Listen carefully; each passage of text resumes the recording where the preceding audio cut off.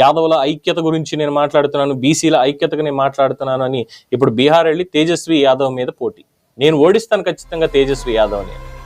తెలుగుదేశం పార్టీకి పెయిడ్ ఏజెంట్లుగా పనిచేస్తున్న కొంతమంది మీడియా అని చెప్పుకునే పర్సన్స్, బీసీ సంఘాలంటూ కుల సంఘాలంటూ రకరకాలుగా పేర్లు పెట్టుకొని బ్యాక్ ఎండ్లో పార్టీల సంకనాకే కొంతమంది నా మీద మళ్ళీ కొన్ని ఆరోపణలు చేస్తున్నారు.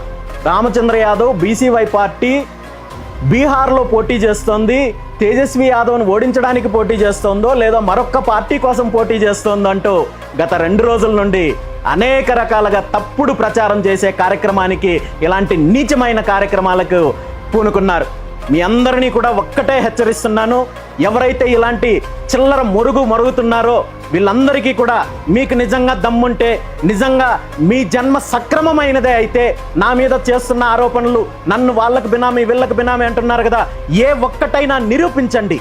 నేను రాజకీయాలు వదిలేయడంతో పాటు మీరు ఏ శిక్ష వేసినా నేను తీసుకోవడానికి సిద్ధంగా ఉన్నాను. అలా కాదు అని చెప్పి నోరుంది కదా, ఒక కెమెరా ఉంది కదా అని చెప్పి ఇష్టం వచ్చినట్టు మాట్లాడితే మాత్రము పళ్ళు రాలుతాయని చెప్పి ఈ సందర్భంగా హెచ్చరిస్తున్నాను.